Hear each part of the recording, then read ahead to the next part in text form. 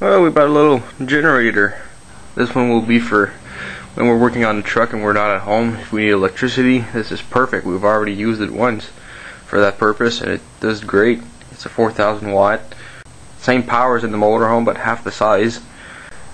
It's got I think it's a 5-gallon fuel tank. Anyways, it's good for 11 hours at half load. Fine little generator. Really quiet with that huge muffler on there. Those are all the outlets, and that's the big one sticking out is an RV adapter. It comes off just like this.